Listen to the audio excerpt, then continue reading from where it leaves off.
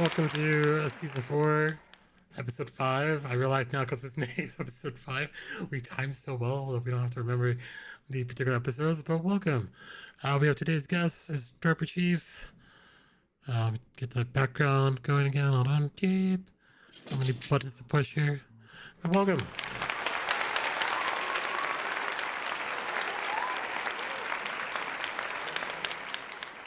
All right. I think everything is good. Volume is quiet over here. Oh, we're playing so many different things. Hold on. One moment. My music has decided to not play in the right spot. That's weird. There we go. Alright, we're good. Alright, welcome. So, welcome YouTube, welcome back. Twitch land, Kick land. Welcome to another episode. So, we start the episode with introduction. So, Ken Darper, can you give us kind of like a short intro?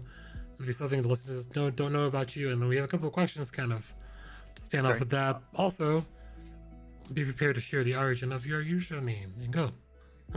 Okay. I'm Darpa Chief. I'm just a dude that plays video games since, the late 80s. So born in 82. Not much more to that. It's just a lot of broken bones. I do have I run a heart rate monitor on my stream for heart health awareness, because I have 2 artificial heart valves. Other than that, probably the biggest thing is I've been playing War Thunder for 12 years, and I have over 10,000 hours in it. And I think yesterday was my 2003rd day consecutive login, so over 5 years of logging in every single day. So wow. But yeah, my gaming spans from the Atari to the PlayStation 5 and my PC. Well, there you go. So the origin of Darpa Chief, I know you kind of mentioned it, but can you explain it to everyone who's listening? So Darpa Chief comes from Metal Gear Solid. I was originally going to go with Decoy Octopus, which is, if anyone played Metal Gear, the first Metal Gear for PlayStation 1, as one of the characters. But Decoy Octopus does not quite roll off the tongue very well, as well as Darpa Chief. So it's kind of based on, since the real Darpa Chief is gone, I'm the assumed next Darpa Chief. So gotcha. Is there context of that to someone? Because I think me and Faye are kind of not as familiar with Metal Gear Solid. So what's the context Not of a clue. Darpa Chief? Yeah. So Darpa Chief, there's 2 main characters that kind of fall into it. Is there's the Arms Tech President, and then the Darpa Chief, Donald Anderson. And they together are the ones that create Metal Gear Rex, which is the mech that is used in the first Metal Gear game. You see it again back in Metal Gear Solid 4. But those 2 are the masterminds behind creating that project, and then are kidnapped and eventually killed. But Gotcha. So they're responsible for the Metal Gear program of Rex. Makes sense. Okay. All right, so I kind of put some questions together, and I guess in terms of you can answer this and see if you have any kind of thoughts about it. So, if you had to set up your gamer identity in 3 games, and I assume we kind of named a couple, what games would they be? The games that probably changed me the most are the ones that created what I game with now today. Would be one, obviously, Metal Gear Solid. Top Gear 2 for the Super Nintendo. That game had an amazing soundtrack. It's a race car game. I put hours and hours and hours on that game, and that's what then cultivated a racing, liking racing games like Gran Turismo and so on. And then I would probably say Killzone 2, or not Killzone 2, Killzone. You get into the series. That one didn't come out till 2004, but that game is phenomenal. It pushed the graphics of the PlayStation 2, and that one of the moments where you're like, video games are going to turn into something really, really crazy if they can do this on the PlayStation 2 hardware. So I would say those would be the 3 games. And did you have another question? Be what pop culture gaming hill you'll die on? I don't know if you have a particular one. It's very. Fallout New Vegas does not deserve the hype it gets, and Okay. I've received quite a bit of unhappy messages when I've said that before. But I don't see why Fallout New Vegas is lauded over as much as it is. Gotcha. I I think feel it's because it's the best of the Fallouts, but Fallout itself just needs a lot of work. Yeah, Like exactly. every single one of them, the bar is fairly low because nothing ever gets finished. But I think Right. New Vegas was the most complete, and that's why it gets the love. Right. Okay. When I played it, when I originally played it, it was on, I don't even remember what console it was on, but it was so broken. Like you'd fall through the level, everything, and I put it down. I did go back and pick it up and play it, but it's okay. I don't mind it, but like to see people, it's just like what is it? Far Cry 5. People give that game so much love, and I don't see why. It's not that good of a game. But Yeah. Sure. those are my hills. Hey, did you have a similar or another hill? Because I heard you snicker a little bit. So, do you have a pop culture hill that you will die on? Gaming. I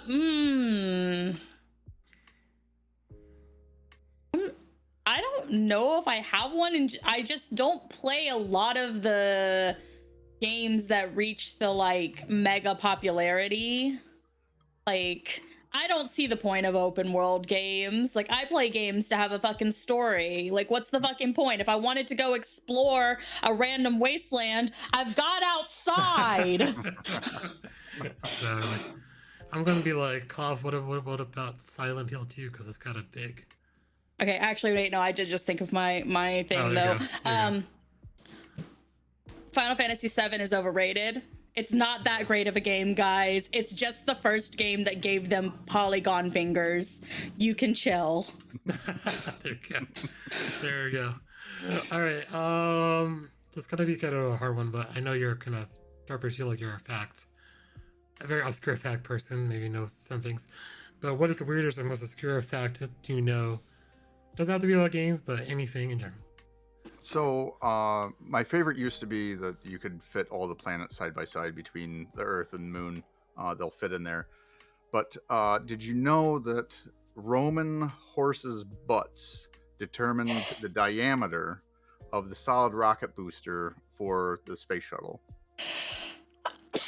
Yes, I did know that. Right. And I can explain why. Go ahead, though. It's your fact. So Roman horses, they would have too wide, and they would have chariots behind them. The axle was set to that width because for stability. Well, those people that made the axles for chariots then kept on going. And they used the same width for wagons because you'd have two either horses or oxen next to each other. And then those same people, when they came over to here, or when they started doing trains, they used the same width because that's just the width that they knew. So our train rails are 4 foot 8.5 inches, a really weird size because they just kept using that. They didn't have a standard like 5 foot or whatever. So to transport the solid rocket boosters for NASA, they were limited to 12 feet wide for the rocket boosters because that's all that size of train track could handle. So, may I make a slight correction to what you just said? Sure. Specifically, it has to be that size because the train tracks in portions of the U.S. were built atop old wagon trails, one of which actually cuts through a mountain. So where that thing was being made to get to where NASA was, it has to go through a mountain, and the tunnel radius is based on the size of the tracks. It's not that the track can't handle it, it's that it can't fit through the tunnel. Right. So yes, Roman horses decided how big the solid rocket booster. Wow, I all right, good to know. Okay. All right, so swinging over to the first topic, which is retro gaming. So I feel like, I don't know, maybe it's me or maybe it's just like, I feel like it's retro gaming making a comeback. I don't know. But like, why is retro so popular to this day? And do you guys have any kind of favorite retro game memories? And what was your first experience of gaming systems? Of course, what title defined your generation? Do you still even have that first gaming system? And then random facts like, do you remember blowing cartridges?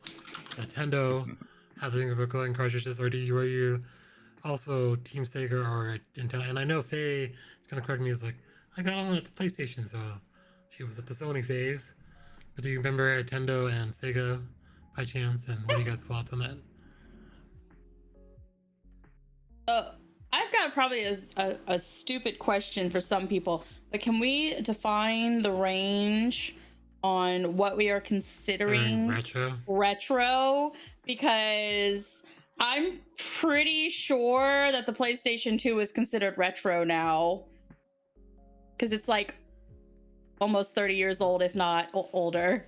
Yeah, that does kind of. Yeah, I think you're in the retro category too, so you're not left out of this. Was that's your first system, I assume, Faye? I mean, it's the first system that I owned. I played older ones, but like just so that we're all talking about the same thing, I wanted to get like what are we using as the cutoff on what we're considering for this conversation to be retro? Because I know some people, it hurts their soul to consider. Well, I guess part of it would be is, what do you consider retro? Like, what is retro to you? Like, since we're all with a slightly different age range, I would look at retro as NES and Super Nintendo. Like, if I was to go back and be like, I'm going to play some old school games, I'm going to go back to Super Nintendo because that's my childhood. So, like, that's where I would default, but other people might be PlayStation 1 or PlayStation 2, depending on, where you kind of integrated in. Yeah. So, like, I'm not big in to older gaming stuff. I don't know the scene very much. I do know that a car is considered vintage when it's 25 years old. Mm-hmm. So, like that, if it was my thing, I would say anything more than 25 years would be considered retro. But I'm asking, what are y'all considering? Because y'all played more of the older stuff, and so y'all probably have a more defined categorization for these things. All right, Darby, you go. What's your thoughts on this? So retro, I think retro is still popular today because it's simple. And you can have anything that runs it. I have a Raspberry Pi that can run, I believe it's PS1 games. I have every Nintendo and Super Nintendo game on it, and it can do N64. Like, the ability to make that portable and take it where you want to is very big. Now, the Stream Deck is revolutionizing being able to take modern games wherever you want to, but I think for old school games, being able to have it on something small, even on your phone, like an emulator on your phone, being able to play those type of games is if you're a gamer, you want a game no matter what. So even if you've got to go back to 16-bit or 8-bit or whatever, I don't think it's going to go anywhere. Okay.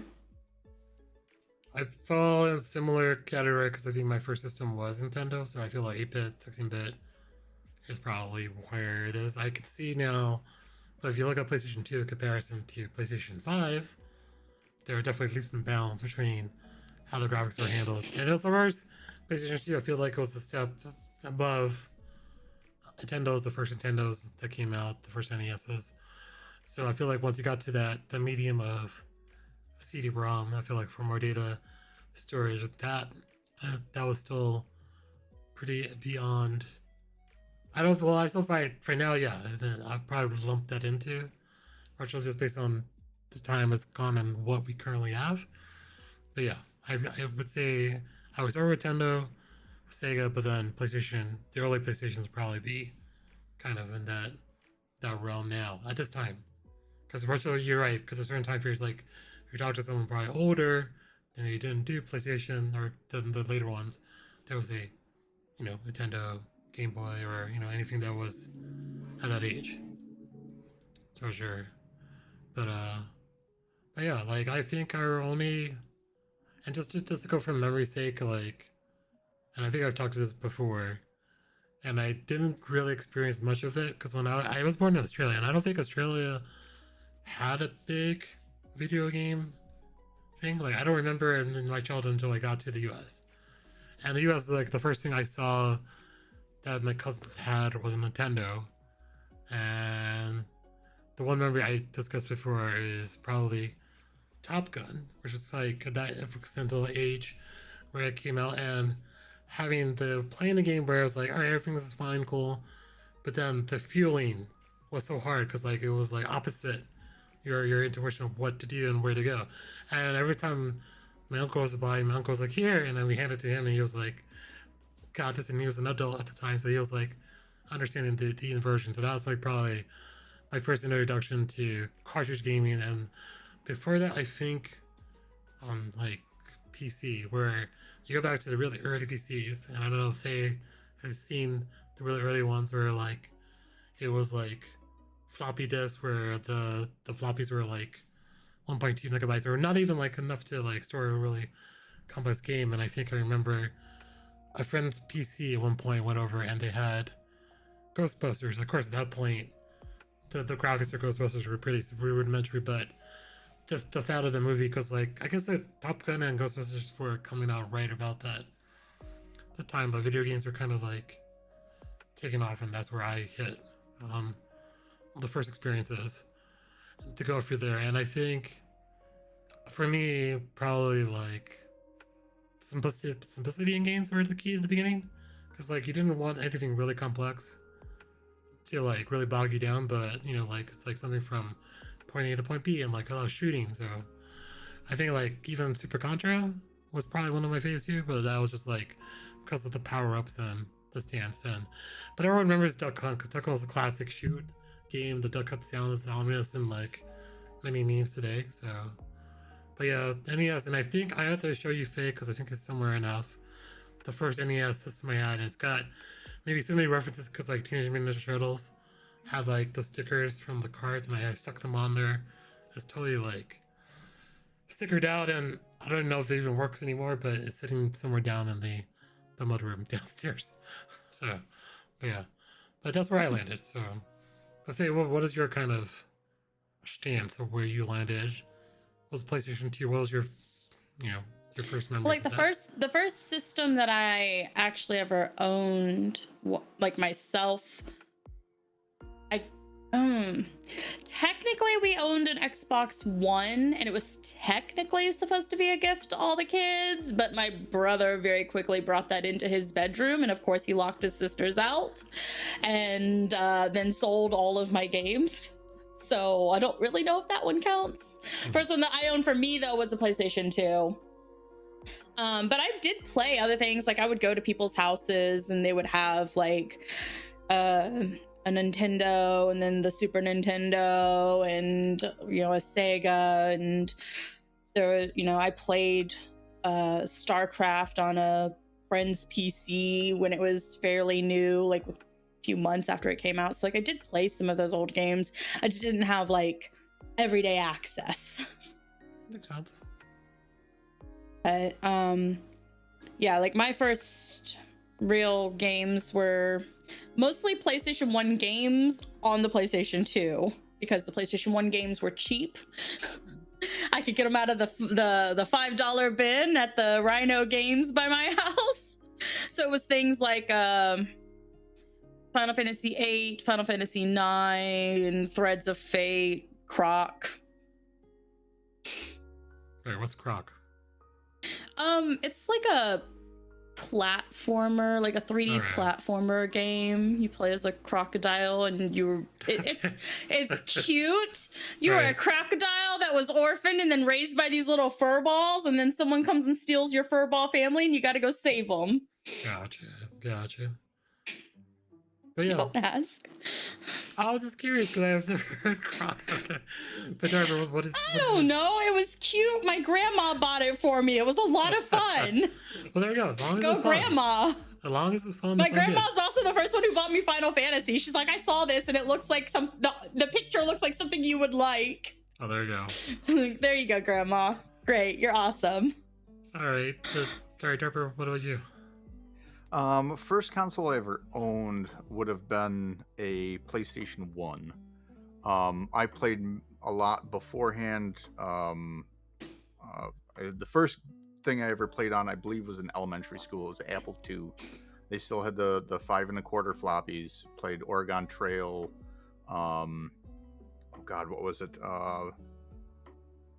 Golden Axe. Also, like Pizza Hut. I don't know if you guys ever went to Pizza Hut, but like Golden Axe, the arcade game that they had on there, because that was back in like '89. But the first one I ever owned was a PlayStation 1. We rented. My brother and I would rent the Nintendo or Super Nintendo from the local video store. So with our allowance, we would save up our quarters, go down and rent the Super Nintendo for the weekend, and then play, Top Gear 2 or Super Mario World or any of these other games. So we played that quite a bit. But the first console I ever bought with my own money was a PlayStation 1. Nice. I think I was gifted the NES, but I've been like NES like since the beginning. But I think I died on after the Wii. The Wii is probably my last one, and I jumped to PlayStation at that point. But yeah, once like the Nintendo, Super Nintendo, N64, I skipped over GameCube too, probably. But that's probably when PlayStation kicked in at that point. But yeah. So, but now the only system I have left, well, besides the Switch now, is the PlayStation 5. So that's where I'm at currently. Because I don't think I have the Nintendo, but I never hooked it up anymore. So, but yeah. But do you remember cartridge blowing? Because I remember cartridge blowing. Do you guys remember? Oh yeah. Yep. Cartridge blowing. Okay. You swore it worked. You absolutely swore it worked. It never did. And it was counterproductive. When I was in college, I worked for a gaming store called Ultimate Game Zone. And we took in used video games, and we would get Nintendos, and we'd have to open the cartridges up, use alcohol, swab off that 72 pin to get it cleaned up from all that little bit of rust from people blowing on it, and then it, oxidizing. But yeah, you swore it worked as a kid. I wonder who killed that. It's very interesting. But yeah, and then I'm assuming Sega at the day was I feel like I remember just playing Sonic on Sega system, and that was it. So I don't remember anything else prevalent to that. Like, was anyone Sega? Like, anyone played Sega or ran across? I don't remember anything other than Sonic. Sonic, yeah, I don't remember Sonic. My uncle bought a Sega specifically, like literally just because I was gonna be staying with him for a summer. And he had nothing to entertain a child, so he just went to like the local Walmart and was like, what do kids like? And the sales lady's like, this is popular, and he just bought it. Nice. That is my favorite memory of that man. There you go. But Darby, I'm assuming Nintendo? You don't feel like you're Sega. I did both. I remember playing a boatload of Street Fighter on Sega, Echo the Dolphin. I think Teenage Mutant Ninja Turtles was on both, but like it didn't really matter to me which one. Right. I don't think I ever had a preference to either one. I know that the Super Nintendo had stereo output, and that's kind of why I liked it, because you had speakers and you had a little bit better sound. But yeah, the first generation 1 and 2 Genesis didn't, and then I think later on they got out of the mono sound. But yeah, it didn't matter either. I do remember that connector. The connector that went into this power, the antenna went to, and then you would have to hook the antenna to the back, but then run the cable from that little device to the Nintendo just to get the signal. So yeah, I remember that. I'm so curious now after they see to break out the Nintendo. It's like, do you still work? I don't know. It's still sitting in the box down there. But yeah. But okay, so you kind of both. I feel like I was Nintendo for a while, but then now PlayStation, because I feel like even with Microsoft and Xbox, I feel like their library, I don't know, people may say yes or no, but I feel like Xbox's range of what they can do or what content they have is limited in comparison to Sony right now and what Sony has able to put out. So I don't know if you guys agree or disagree with that. Fun fact, did you know that PlayStation only exists because Nintendo? Yeah. Oh, really? How so? Explain fun fact. After the Super Nintendo came out, Nintendo was considering going in another direction with game storage. And so they started talking to this other company that did technology stuff and trying to like work on something.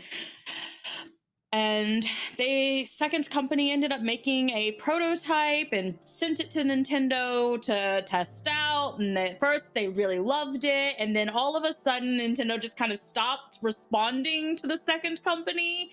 And then Okay. it's like internally they just decided they were going to stick with cartridges, but they just like ghosted the other company. And then they put out the Nintendo 64, and that other company's like, what the heck?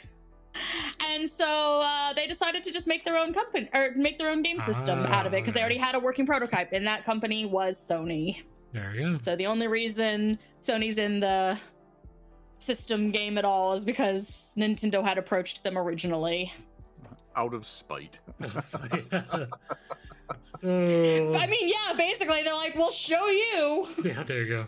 So like, if you go back to your first system, so like whatever first system you had, let's say for nostalgia's sake, and you had the ability to go pick the system right now, look at it right now, pull out whatever game that you loved as a child, and put it in and start playing it right now, what game would that be? It would be Metal Gear Solid. I don't. Okay. That's yeah. That was too good. I enjoyed it way too much. I have not Okay. played it in a long time, and I think I need to. Need to play go it back to again. it. There you go. All right. Hey. He's leaning over. Oh, she has it. She has it, actually. It's pulling out of the drawer. That's just leaning over. I can find it, which she's drawer gotta it's find- in. Now, she moved rooms, so, you know, things are like One in different moment. spots. Tie you in Alright, while I'm time to searching. go. Okay. So if I could pull the Nintendo, I feel like I think it was a game called Cabal. It's a very old game, but like it was like you were on the screen, but then you had a reticle, so you had to move the reticle around to do the shooting. And I remember that being very, very fun job, because like I think it was probably one of the first two-player games I got. So I was able to get a friend to come over and be like, you know, run that game. Well, let me just look it up here. So sure. I think it was Cabal. But that was like one of the favorite ones. Yeah, and like it's so graphic wise, it's literally like you're shooting across like a field, but yeah, and then explosions and such, and the graphics are just like, for that time, I feel like it was good. Alright. And Faye. What is that? Kingdom? So this is called Threads of Fate, Oh, Fritz of 8, yeah. and nobody I know has ever known this game before me talking to them about it. This was a Squaresoft game back when they used to make games that weren't just Final Fantasy. And this was a game where when you start it up, you pick one of two characters. You play as a boy named Rue, a girl named Ment, and you go through their storylines. And either storyline is a complete story unto itself, but if you go through and play the other side, you start seeing all these connections happening. Like you get to know more about certain characters. It's really, really cool. I highly recommend. But it's a PlayStation 1 game, so like be gentle with the graphics. It's also with the graphics. Okay. All right. I think that kind of wraps up the virtual section. So we have a thing called Ask Me Anything questions. So Darpa, you're in slot 1. Do you have a question? I guess my question is what game, and it doesn't matter when you played it, what game at the very end of it made you like sit back and go, what did I just go through? Like where you like, well, like there are games that make you like sit back and just like, that was a ride. Like that wasn't just a video game. That was something that was like, that was an adventure. That was something that really immersed you into it. And you got done to the end. You're like, it's gone. It's over.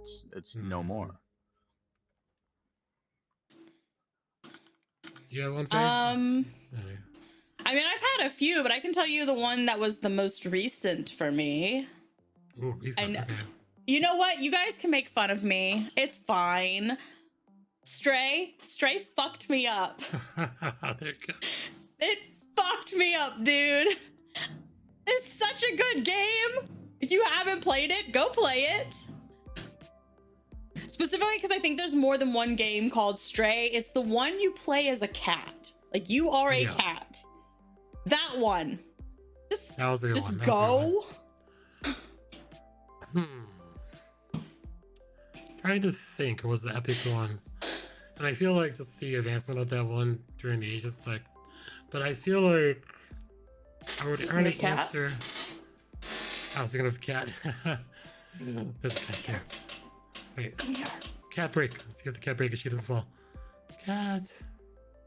Oh, he does. He can tell when I'm live. I'm not really sure how, because he can tell the difference between when I'm live on camera and when I'm just talking to people in Discord. Oh, okay. And he doesn't come near me when I'm live because he doesn't like being picked up, and he knows that if I'm live, he gets picked up. I don't know how he can tell, but he knows. And that's why he's all the way over there. All right, there you go. Well, the game that kind of comes to mind that I feel like was an impactful product for story, and I think it's just Ninja Gaiden. I don't remember exactly how. I just remember just being that as a kid. I was like, this is great because ninjas and world and all this stuff. And then I could not tell you how it ended up, but still, it was like, I think once I got through all the games, like, this is it. I don't have any other Ninja Gaiden to look forward to. But that was probably the one, and that's an older game, and it also was a platformer too. And I just remember playing the heck of it until that was it. There we go. I don't know. Darby, do you have one? What do you think? I would have to say the first Stalker game, not in a bad way, Stalker, but done by GSC Game World. Stalker's an acronym, means scavengers, trespassers, adventurers, loners, killers, explorers, and robbers.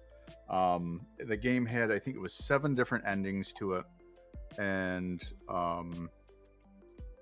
it threw me into a rabbit hole because then I went back. There's a 1979, I think, film under the same name, and that's kind of what the game is based off. And then the movie's based off of the book called was it Roadside Picnic?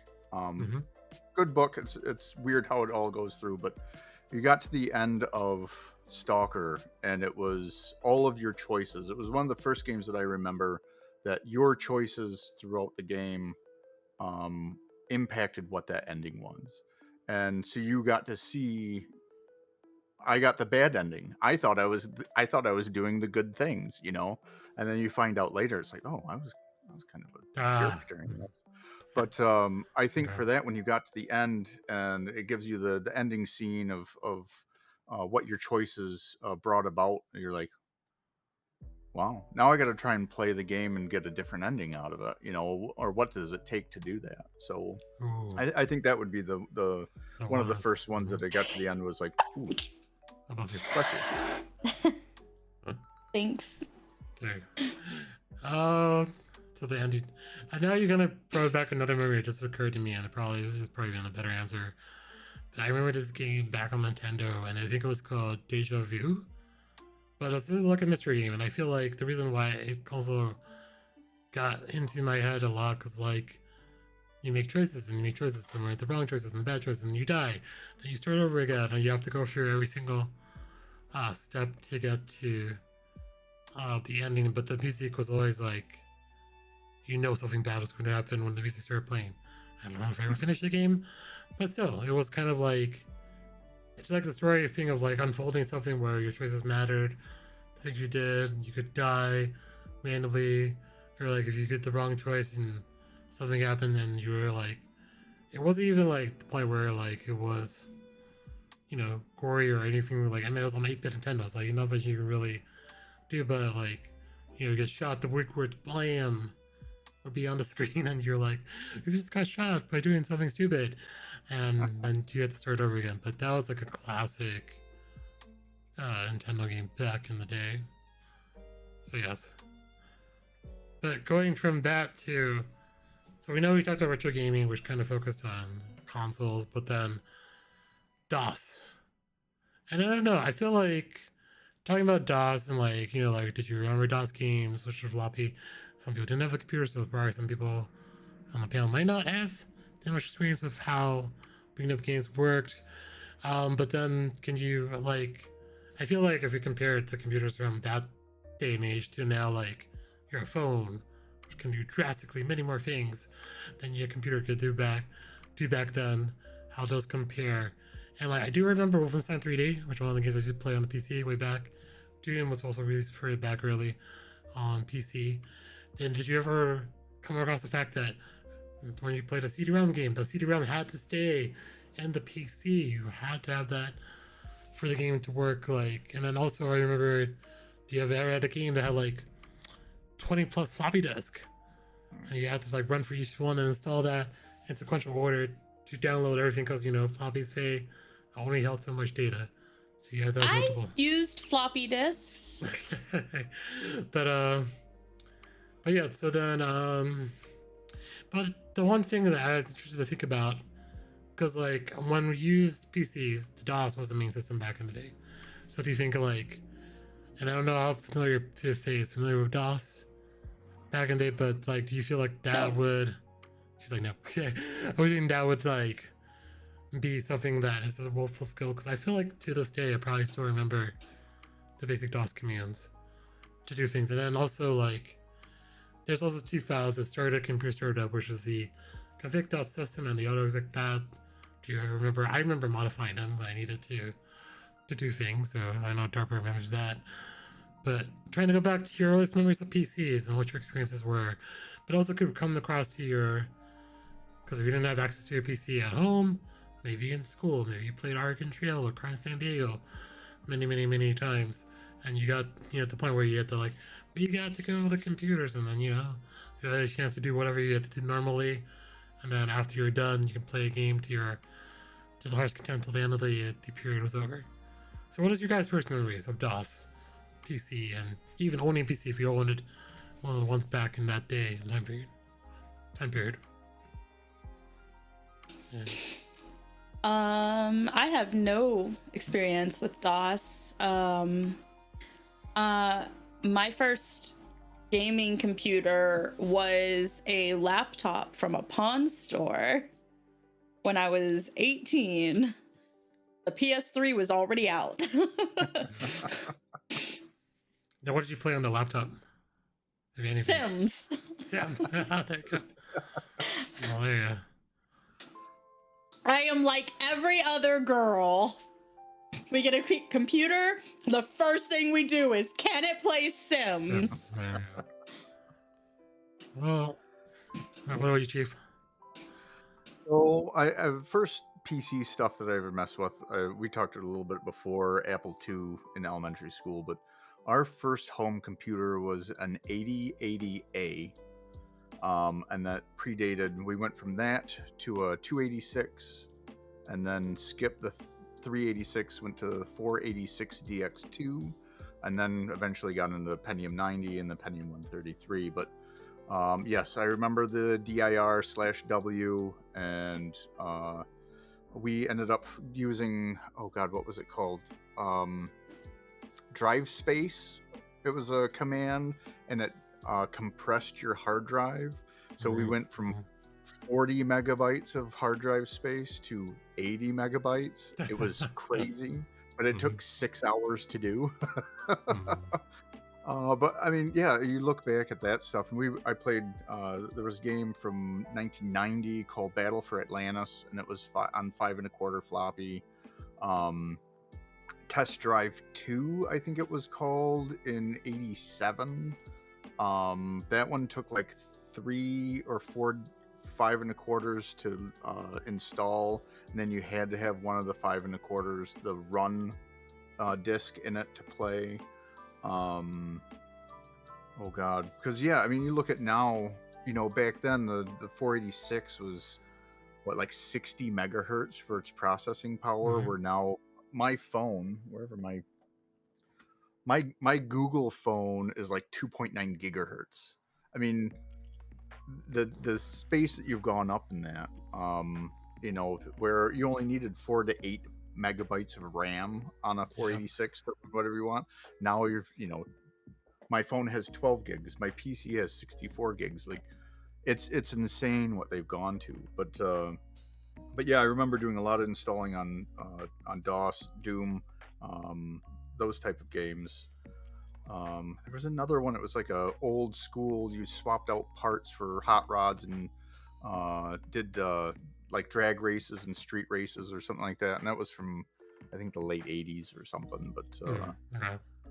But yeah, we had the 486 DX2 was probably the big one that we had, and it was a lot of DOS commands. And our school had it in high school. You could go in and do the DEL space star and wipe the hard drive. And, yeah, Yeah, the simplistic stuff those days. right. Yeah, did you ever Man, play? what were around? y'all up to? I feel like it's like simplicity of DOS. Like it's just like they say in Robotic, it's like it's so simplistic at the time. Windows 3.1 was a big jump from DOS to Windows, and Windows is probably where Faye kind of stepped in probably one point in the operating system. But yeah, DOS was totally like you could modify, you can like tag it. 1 second. And like you're running on like a very limited memory speed of RAM. I remember there was like a little turbo button and like only get like a couple more megahertz out of it and push the button. And I was like, turbo, but it's like it's such a weird contrast to today. And like those systems, those PCs are so like even the monitors are like CRT, they're like gigantic like small TVs that you would have on your desk. But yeah, I remember even during schools like Oregon Trail was a big game, Carmen San Diego. Didn't like a lot of those. I do like, remember that. They do see educational type games they use, and I remember I was always like the math stuff. Like they did the math stuff, and then literally I was like doing the math stuff, and I just remember the clear memory that like I was going through all that stuff on my computer, and then I finished it. And I looked around, and I'm like, am I done already? And everyone was still kind of like going at whatever like math stuff they had to do, and I was like, okay, I guess I'm faster than everyone else. But yeah, I think during technology age. Yeah, go ahead. Oh no, but I was just to say for DOS was did you guys ever play The Matrix for PlayStation 2? In that game, there's a little hidden area that you can use DOS prompts to hack in to get some of the, I can't remember if it's power ups or something like that, but you have to know DOS to be able to do it. I thought that was like, I know something more than everyone else. I can do DOS prompts in The Matrix, and but it's neat when they throw that stuff in. True. Like a lot of like DOS prompt and everything was self-learned. My uncle at the time was probably the tech person, so he was helping us get our first PC. Because my dad and my mom was actually also in tech, but she didn't start she wasn't necessarily tech savvy to this day, I tell you. But she definitely worked with computers a lot. But my uncle was the one who wrote it back. My dad was a doctor, so he never really had. Yeah.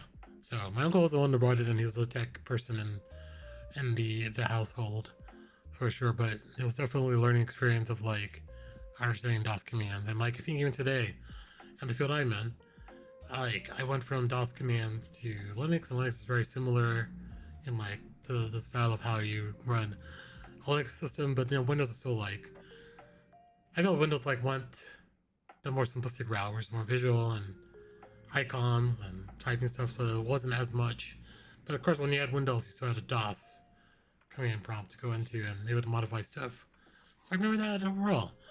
And then if I had my mom's, and I think I threw most of these out, I still have like cases of little floppies. I think somewhere.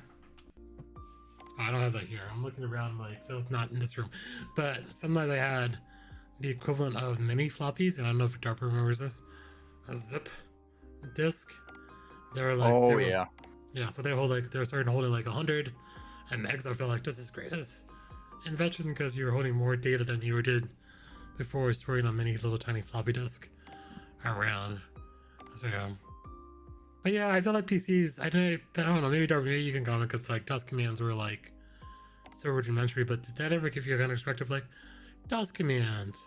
Something you don't learn as a kid anymore, or like something like. Well, and I guess I look at it as I'm kind of glad then nobody has to learn that again, because there's no use for it. I mean, yeah, you can bring up the DOS window. It's a emulated thing on Windows now, but there's really no, in any practical use, the need for it. And if making things streamlined, easier to use for technology, I think is always better. And I mean, do I kind of miss it as that lost art thing where it'd be like, oh, I gotta type this in and blah blah blah, or when you have to tell the computer, wait for the computer to let you know it's okay to turn off. You remember that when it'd have to be like, you can now shut off the PC and you could hit the power button. Now you don't even hit the power button. I think it's a good thing that we don't need to do that anymore, but I think I'm glad I got to learn it, I guess. Yeah, I agree. Did you have anything like out of I know this is probably not something you learned. Do you remember the first like technical thing or like something that involved technology that was something that you didn't have any skill for and had to kind of learn how it worked to be savvy in whatever you're like trying to use at the time? I don't know if you have anything like that. Not really. I mean, I remember when we would work on the old PC when we were back to the 486, you needed a sound card. So like learning some of that, we didn't have the internet. You couldn't just Google like what sound card works for this. You had to go talk to somebody that was the guru of PCs to let you know what's compatible with your motherboard and all of that stuff. But after that went away, or I got out of that, I did 2 years where I did AmeriCorps, and when I came back, we went from a Pentium 133 chip to with IBM ThinkPads. Like in those 2 years where I was completely out of tech, it exploded into high powered laptops and things like that. So that was probably the bigger eye opener. Like what is going on here? So okay, cool. Faye, do you have anything kind of equivalent, or are you kind of like nothing at all? I mean, not really. I didn't really get the opportunity to mess with computers until I was in high school. We traveled around so much that like having a home computer wasn't really feasible, and laptops weren't really a thing. So like, yeah, it's like, I mean, I picked up on computers pretty quick, but I can't think of anything that like I remember being the one who taught my friends how to get around the school firewall. Don't remember how I learned it. I think I just kind of stumbled. I was, access to the internet and enough curiosity, you can figure out anything. And once I knew something, my friends knew it. But like, what were we using it to do? Like play Flash games online? Oh yeah, I remember that too. Yep. So I don't think that's really like a skill that much. True. But let me ask you this though. So when you got that laptop and then you got Sims, did you get addicted to the Sims? I'm just curious now. I don't know if I was like addicted to it. I did enjoy it, but it was also one of the very, very few games that I, had like access to. And like the person who got me the laptop was my partner at the time, so we'd be sitting on the couch, he'd be playing the PlayStation and I'd be playing on my laptop next to him, and it was like the only way we could game together. So like I probably enjoyed it more just for that. I do like The Sims, don't get me wrong, but I've never been one of the people who was really obsessed with it. Although I do wish I was better at building houses, because man, some of the people, if I could build houses like they do, I'd have a job as an architect. I don't know why these people are still just playing The Sims. Go be an architect. It's obviously your passion. Or an interior designer. Either one. Go make money from this passion you so obviously have. Please. You're really good at it. Oh, there you go. There you go. Have you even come back to The Sims since then? I'm just curious because I feel like that's one of the early incarnations. Like, I mean, it was Sims 3 that I was playing. Yeah. Yeah, so I played Sims 3 for a long time, and then like Sims 4, I had dropped it for several years, and then when Sims 4 came out, for a while there, every pack, every expansion as it came out, I was keeping up with it. Then I had a bit of a hiccup in life, and when I came back, like a couple years later, EA had like, they weren't doing Origin anymore. They had a different app, and the window to port your games over had passed, and I missed it because I didn't know it was happening. And so all of those things I bought are just gone, and I don't have access. So I'm like, I don't really want to buy it again. So I probably won't play Sims again unless they ever release The Sims 5, because now it's like $3,000 if you want to get the stuff. And I already had like 4 or 5 expansions, and that's annoying. So right now for Sims 4 on Steam, if you were to buy the game and all of the DLC, would be $1,444.03. How insane is that? Wow.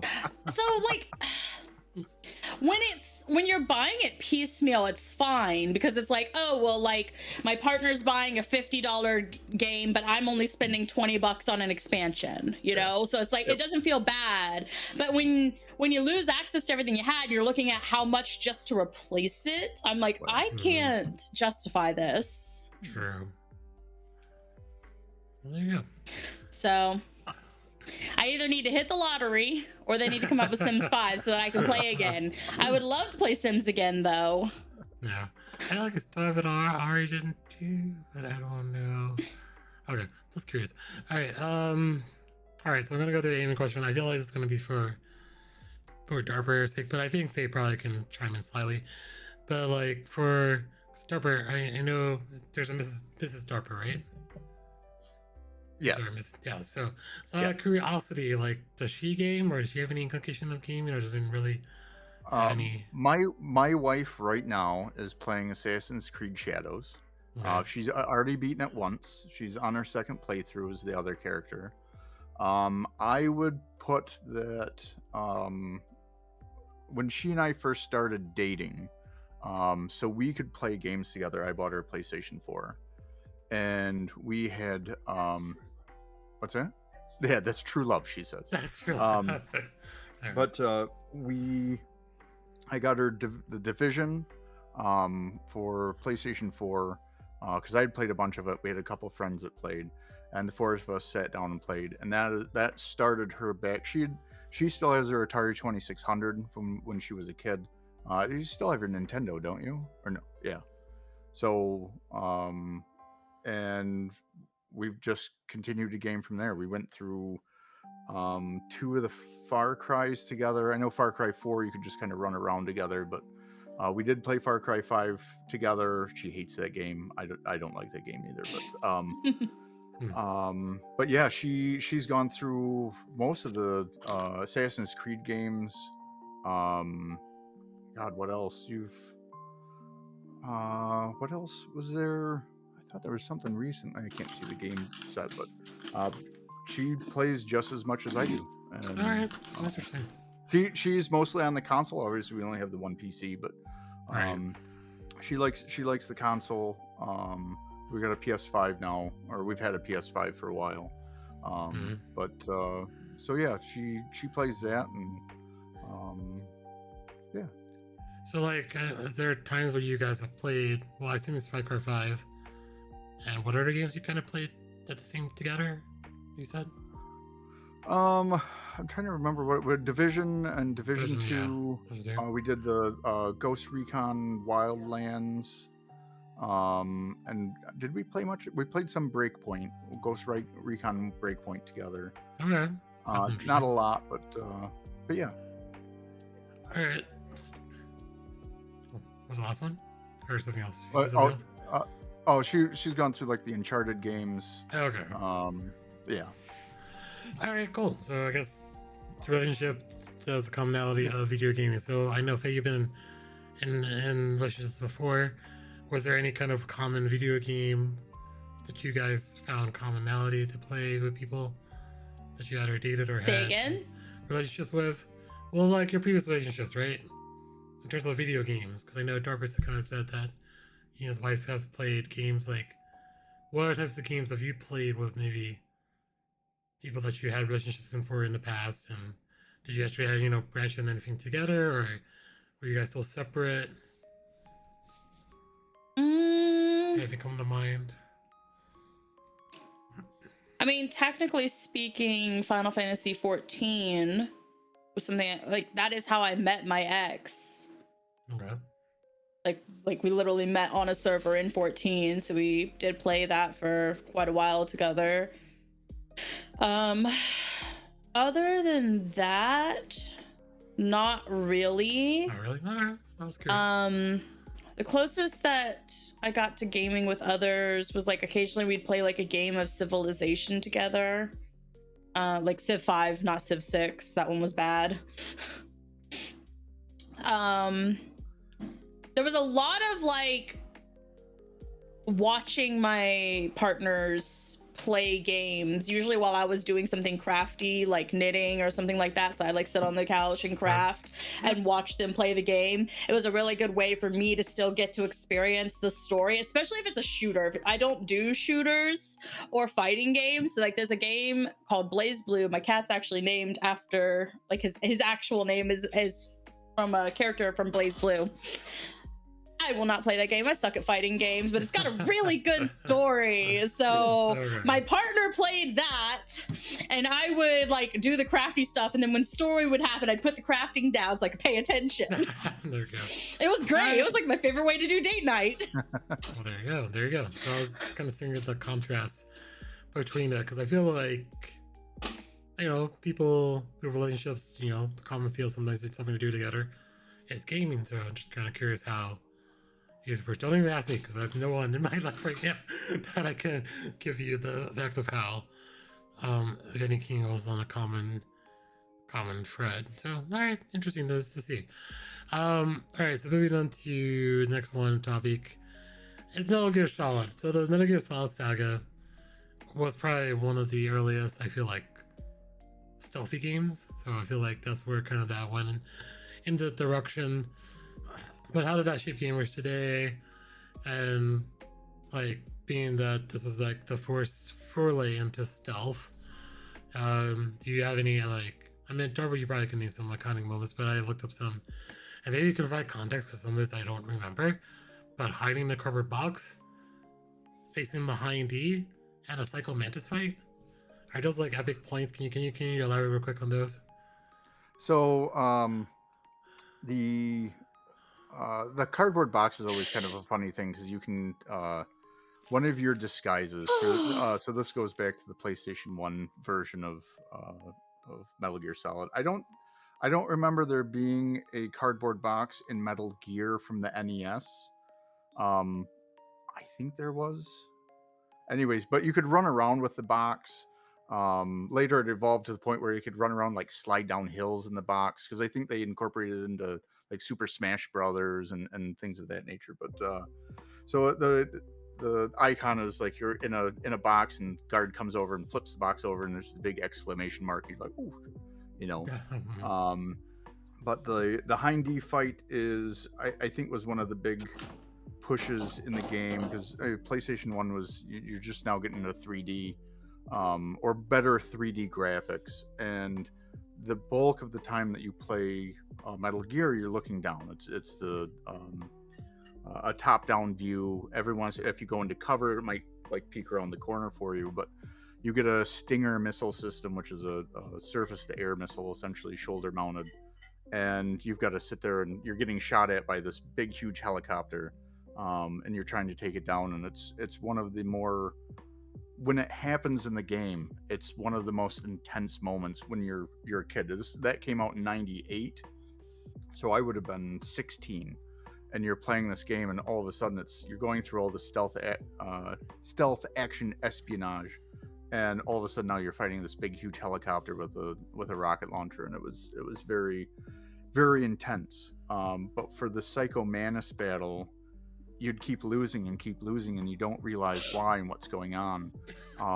And it was one of the first games that the character Psycho Mantis would read details off of your PlayStation 2 memory card, and he would tell you what games you played. they had the voice actor record. It was hundreds of game titles from PlayStation 2 and PlayStation 1. So if you had save game data on there, he'd be like, "Oh, I see you've played Crash Bandicoot," and you're like, "What the hell? Like, what's going on?" So I never played this game. Oh, go ahead. Sorry. No, you're fine. No, I think you were about to answer my question, so please continue. But to beat him, because he always countered everything you were doing, you had to remove your controller from player 1 to player 2, and then he couldn't read your mind anymore. And it was this like, I've got to interact with my console to beat him, on top of the fact that now he's listing off games that I've played. And it was like, as a kid or, you know, young adult, whatever, having that interaction back, where usually it's only you interacting with them, and there's no real personal coming back at you from these characters, and you suddenly have a voice actor in this game, an enemy in this game, going, "I see you've played some Gran Turismo. You like racing, you know, games," and you're like, "Oh man, like, how does he know?" Yep. Yeah, Faye were talking about this, and she mentioned that too, the controller thing. I was like, I have no idea. But Darby just answered, so it's moving the controller from player 1 to player 2. Okay. But so those are big moments. But then I think the thing with Metal Gear Solid probably was the stealth play, and then the video games, and like I guess Metal Gear Solid puzzle solving. But you know, you have to probably get through different areas. So like, does that compare to influence games you played going forward? And was it ahead of its time at that time, or did it find its time? Because I think Mr. Darby probably yes. Faye probably has not played, but the elements of like Metal Gear Solid and stealth and chase might be like no idea that resonates with her. But what do you think, Chief? I there were a couple games that came beforehand that had, I mean, even the Metal Gear and Metal Gear 2, there was Snake's Revenge, but it was not a legit sequel to the NES games that you could hide and move around, go underneath trucks and hide. There was God, what was it? Castle Wolfenstein and Beyond Castle Wolfenstein were games that also had stealth. Like I think Beyond Castle Wolfenstein, they gave you a knife for stealth kills and things like that. So there was some level of stealth, you know, prior to the PlayStation 1 version. But after that came out, I remember it was huge, and you started seeing games like Splinter Cell came out for it, Hitman, Ghost Recon. All of those started really using more stealth aspects, hiding, going underneath vehicles, you know, night vision, all of that stuff. And I want to say that was that like eureka moment for a lot of gaming companies. Like, hey, look what they did. We need to emulate that and move forward. Right. And for me, I mean, obviously my username and stuff like that, but for me, I think Metal Gear Solid was that like big moment for stealth gameplay. There were other games, but I think the way that they implemented it and showed it off, and people liked it, that it was like, all right, now you've got all these other games that are gonna pop up out of it.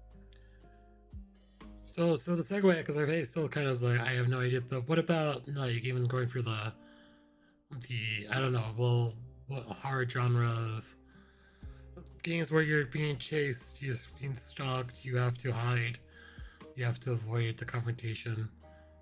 Like, do you remember the earliest points of where something came across in your play the game that kind of resembles that kind of stealth aspect? Wait, so are you just asking me like what's the first game I remember that has any kind of stealth mechanics? Yeah, stealth mechanics. Ocarina of Time. Okay. And the fucking knights at the fucking castle. There you go. So, but just like in terms of simplicity, like let's compare from stealth aspects, right? Anything before stealth aspects or anything, you know, would be like a platformer or be like a shooting game where you're very direct of what needs to be happen and what's be done. So like, do you think even like the evolution of, okay, we want to go from what else can we do beyond jumping from platform A to B, or beyond shooting the bad guy that's in front of you, or killing the bad guy in front of you to progress going forward, where you actually had to think, to kind of process the game, and process like, well, what needs to be done here. And that example of the, the psycho mantis way, like, well, something that probably wasn't expected, but then, you're kind of like, had to think out of the box and unplugging controllers so that it wouldn't register, So anything else like similar I experience? don't think anybody's ever done like, because that's Kojima, isn't it? Yeah, it was Kojima. Yeah, and like Kojima. he is like, I know who Kojima is. Nobody does game development like Kojima does. So like asking for something comparable to that, you're not gonna find it, as far as I can tell. Yeah, I mean, look at Death Stranding. I mean, I don't know if either one of you have played Death Stranding. It's a ride. It's new. It uses so many things that you've done before, but then throws in, ladders and storage and balance and things like that. And it's like, but also has third-person shooter aspects and stealth and ghosts and blowing up bodies and things like that. It's what he does with games is insane, but he takes stuff that we know, like platforming, third-person shooting, stealth, and makes it so much his own that it's almost a new idea. Well, there you go. That's why I'm still mad. I'm still and will forever be mad that Kojima's version of Silent Hill didn't get made. Oh, I'm so mad. Provide context. I had really hit. Oh, I'm sorry. Go ahead. No, go. Oh, provide context of that version, but go ahead, Chief. Go first. Yeah. Oh, Faye, provide context of the Kojima Silent Hill version people don't know. What context? Like, I was just mad about it. They announced it, like, it was fully announced that it was going to be a thing, and then Konami fucking ousted him, so it got canceled. I had fully intended for his version to be the first version of because I'm right now going through my first Silent Hill game ever, but I had intended, like, when I had seen the announcement, I was like, that will be my first Silent Hill game. Okay. And I'm bitter. All right, Chief, anything to add? Roughly the same when he got ousted from Konami was when he was working on Metal Gear Solid 5. Mm-hmm. And I was fresh off of Metal Gear Solid 4. I adore that game. It is fantastic, everything about it. It's crazy, some of the stuff that happens, but whatever. And when they had Metal Gear Solid 5, I was like, this is going to be great. This is going to be on, new, fresh hardware. It's going to be like everything and then some. And he got ousted, and there were supposed to be 3 acts in the game, and they only put 2 in. And they modeled up the ending. Because even when I played through it, it was like, this isn't a complete game. Like, they have left so much stuff out of this. So I'm probably the most bitter with Konami for, one, for, losing Silent Hill as well. But having a Metal Gear Solid game incomplete and then still releasing it was like, what are you doing? At least let them finish the game fully, because you got, like I said, 2/3 of the title out of it. And then there was another like 20 hours worth of game that you could have played, and they were just like, nah, he's gone. Well, here's the end. And that was it. Yeah, so I had a lot of friends who were following that when it was happening, and so like I was hearing a lot of everything. So like I know that he didn't originally want to make Metal Gear Solid 5. Like, he was done. He's like, I don't want to do this. The series is done. And Konami forced him. They're like, you will do this or you are fired. So he's like, fine, I'll fucking do it.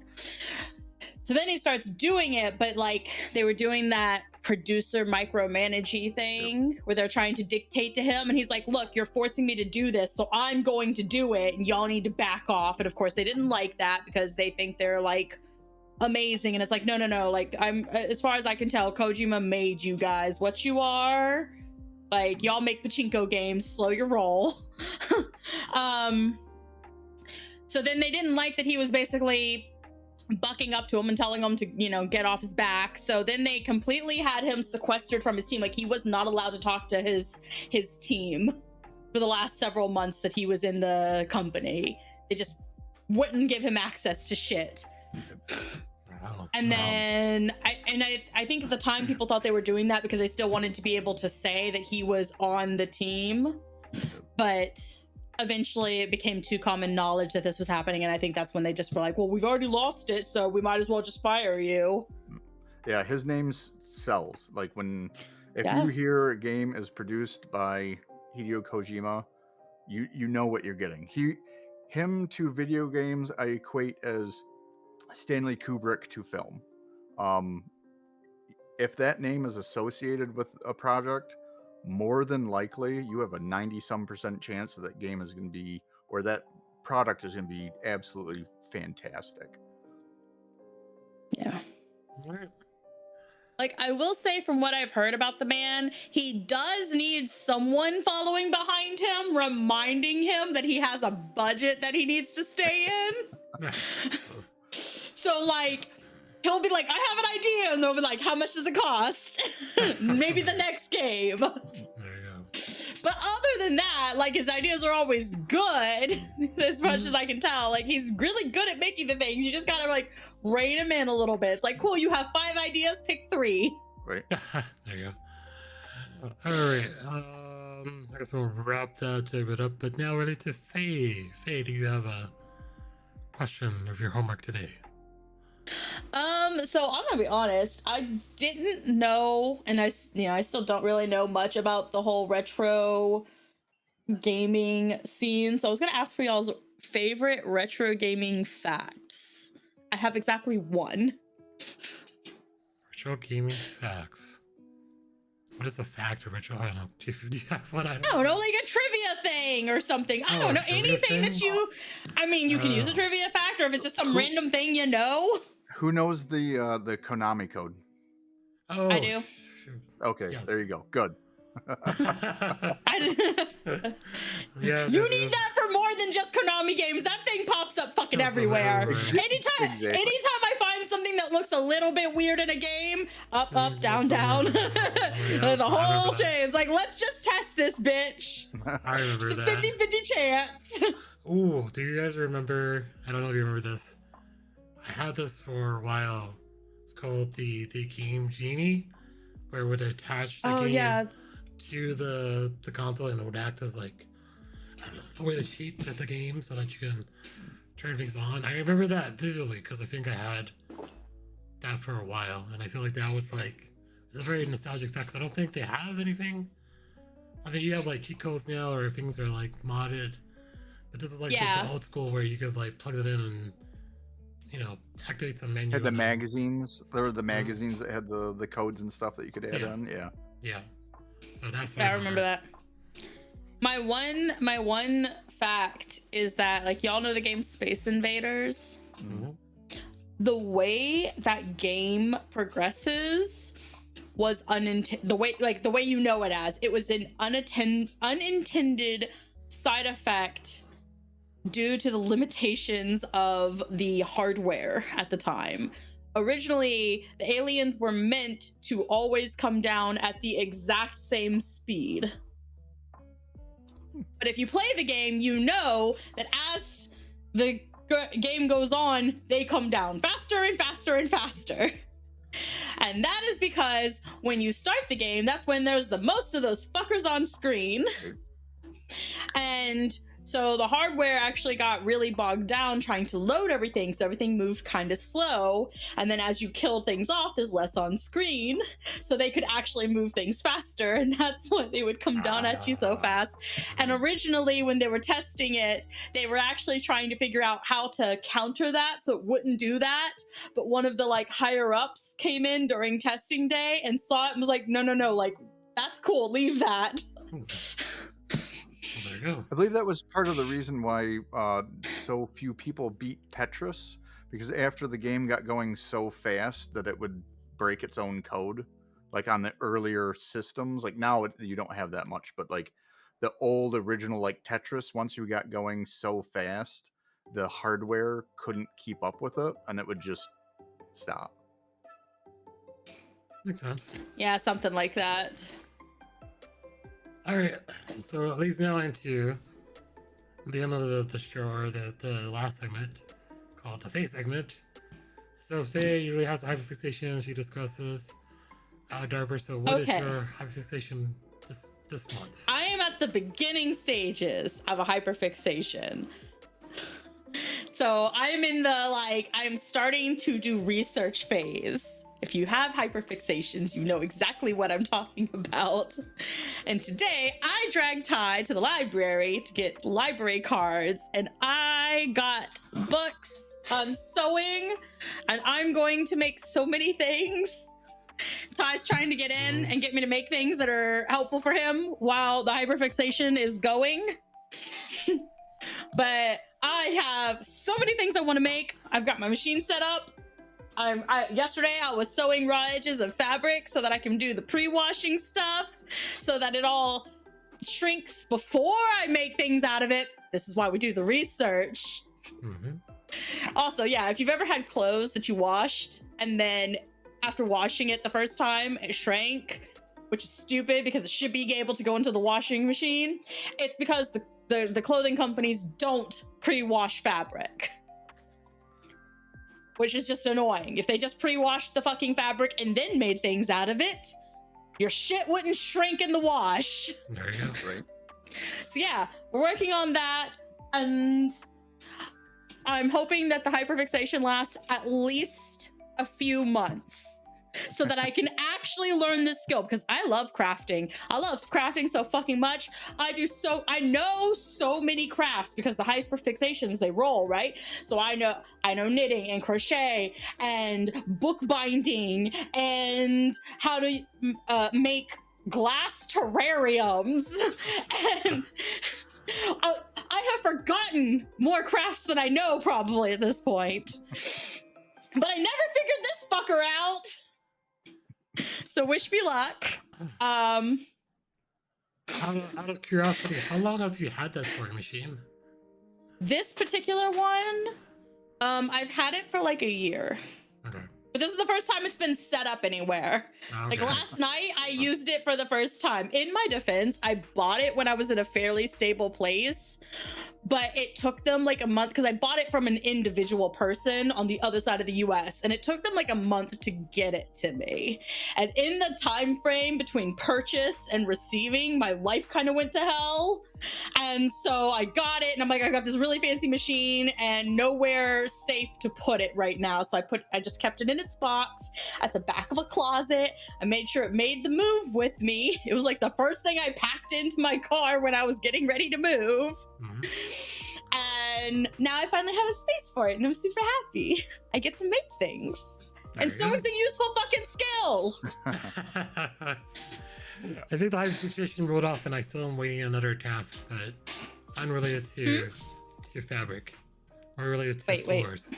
Yes, I know. I'm so sorry. So make sure you catch Faye in her hyperfixation if they roll over. You have to remind her there was something else that she needed to do before. But it's fine.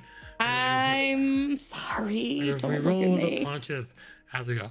I totally forgot, because I think I probably forgot to put this in the agenda. But Faye, do you have do you have anything more on your hyperfixation, or is that kind of the tail end of it? No, like I said, beginning stages, so there's not a whole lot to do because I don't have all my research done yet. Gotcha. All right, so I forgot to do this at the beginning, but do you have like a update since the last month you've been on? Did anything kind of change, or things kind of stay the same?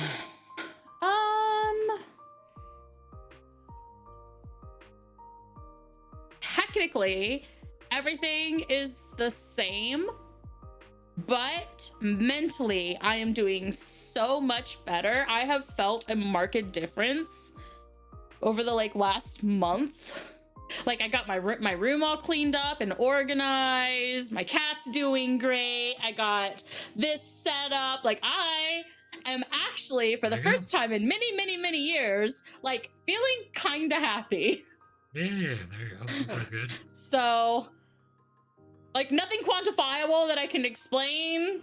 That much, but like Right. yeah, like I think I'm just like I'm finally coming out of fight or flight mode that I've been in for like a really, really long time. I'm finally feeling like I live somewhere where I am safe. That's what It's me, a really guys. weird feeling. Just to point out Yes, who's Ty in the is my house. roommate. I actually feel safe here, and that is something I have not experienced in Well, there many, you many go. years. So it's a nice feeling. I like this. Nice. Trying to figure out any updates. Well, I had back issues in the last month, but I feel like I'm at the tail end now, which is great. So don't. I think Darby probably heard me complain about this before. Don't take your back for granted, because your back is a crucial part of your body for sure. So like I had sciatica for a little bit, nerves. So I think I'm at the point now. It's so weird. Like before, I had the pain. I would wake up and be in pain, but then I was like, I can't fall back in sleep. But now I'm sleeping till my alarm again, which is so weird because I haven't done that for like a couple of weeks. So like just getting over that little hump of be able to lie down and not worry about your back. Even sitting for this long, I would be like, I need to stretch, but now my back is like, okay, we're functioning normally now. So chiropractors are a good thing. Sometimes you just gotta make sure you take it in as much as like, I guess, doses you can to help you kind of get back to your level. So yeah. All right, so we'll kind of wrap this up here. The theme today was like about the retro gaming, PCs, Metal Gear Solid, so a lot of video game themed. Kind of close out. So we have a question kind of for the closeout part. It says if someone could only play one game from each era of your gaming life, what should they pick? So that could be from the beginning to now to something that you would we'll go from when you were a kid to when you're a teenager to when you're an adult. So 3 games, you think. So think about this for a minute while we talk about that. We're gonna close her out in remarks. So then I guess when are you gonna be streaming? So Darper, when is your next stream? When do you stream? Next stream it should be Sunday. Well, I might stream tomorrow. I don't have anything going on, but I always stream kind of in the afternoon. But scheduled wise will be Sunday. If I do one that's outside of schedule. Gotcha. All right, and Faye, what about you? That's coming through your mic. Okay. Yeah, sorry. At this particular time, they have a curfew horn that goes off downtown, and yeah. I legitimately thought that was from Ty. Oh yeah, because we have a sirens like from the firehouse every time there's an emergency. It goes off too, and we hear. Ty's room was closer to where the alarm sounds off, so I thought it was him. I apologize for that. I thought it was fine. You're fine. But hey, when are your next stream? Go and go. Tomorrow night, like 21 hours from now. 21 hours. Silent Hill, I would assume. That's the goal. That's the goal. Oh no, why do I do this to myself? That game, y'all who played that game as kids, balls of steel, because I'm playing Silent Hill 2, the remake. It's my first Silent Hill game, and holy shit, they never let off the gas on the feeling of just absolute dread. You should play the old Resident Evil games. I don't know about that. My first Resident Evil game was Resident Evil 7, and I really liked it, but I don't know if I want to play the first one. Okay. I have been told that I need to play the RE2 remake, though, so I guess that's on that. But I'm gonna take a break after the Silent Hill thing. I need a breather. I'll be back on Sunday with some more Super Tarkov in the morning. All right, so the question kind of I know this requires some thought to think about. I'll kind of go first. So as a kid, I think I played a lot of, like, one of my favorite games of all time, and I would suggest anyone to play probably Super Mario Brothers 3. Not the first one. I feel the third one was a good balance of everything. And then I think a lot during my teenage years, and I don't know if anyone's seen this, I played a lot of Dynasty Warriors, and the only thing with Dynasty Warriors, if you play the game, is like a giant epic battle. You just fighting around, hacking every little thing. You had your friends play with you, so then it can go around the map, and it was a split screen. So I suggest that. And in the adult phase, I play so much of it. People wonder why you play such a golden parchment. It's probably still Escape from Tarkov. I think just like the realism behind it in some games accompany the realism, but then when you lose your loot, you die to cheaters, you die to things, and you start over. It gets frustrating at times, but there are times where you make it out alive with all your stuff, and it's the most exhilarating feeling because you survived. That's the adrenaline rush there. So that was my 3. All right, I don't know if anyone has a 3 or if they can think of from the areas of life. I can kind of go over. I can try. So Okay, I didn't get to play a lot of games as a kid, like I said, but one game that I did occasionally get to play that I really enjoyed was Caesar 3, and honestly, I think more people need to play games, either, if not that one, at least like it. Like, understand how communities are built, people. Oh, like Roman Caesar? That's what it is? All Yeah, right. it was like I don't know what they're called. I don't know what the genre is called, but like you start off by placing settlements, and then you give them Yeah, like a water, and then you give building them food. simulator, right? Is that? Yeah, something. Like a RTS. Yeah. Yeah. So I liked that one. It was a lot of fun. Yeah, from your teenage phase or adult phase. I mean, teenage phase. Ooh. The goal of this was games we think other people should play, right? Yeah. I mean, Cards of Fate. I want more people to like this That's just a game. game. There you go. It is such an underrated gem. Okay. Like anybody who's played it likes it. The problem is no one fucking played it Okay. because it wasn't marketed as much because it wasn't a Final Fantasy game. What's it called again? Birds of... What's it called again? More time? Threads of Fate. Threads of Fate. Gotcha. Okay. And then for adult life, I mean Stray. We talked about this one Stray. earlier. Okay. Play Stray. It's great. Okay. All right, Chief. I think from childhood, Super Mario World, Okay. for the Super Nintendo. It's just, I loved the earlier Mario 1, Mario 3. Mario 2 was so weird, but Yeah, Mario was like, ugh. but Okay. I think Super Mario World added just enough to things that made it kind of fresh. It was still a side scroller, but you had all these new things that you got to do. Yoshi shows up. They've got the checkpoint, so you don't have to go all the way back to the beginning of the level. Made it a little bit more user friendly, but the music is great. The little secret areas are great. It just has a really good flow to it, like all the other Mario games, but I feel like it's so much more colorful. It has, the Super Nintendo, so it's double the 16-bit graphics versus the 8-bit from NES. And it's just a gorgeous game, good music. From my teenage, so 90s, I mean, I would like to default and say, if you want to see what stealth espionage action is Metal Gear, but probably for racing to watch an evolution would be Top Gear or Gran Turismo 2. To me, that is still one of the best racing games ever made. Has one of the greatest soundtracks to it.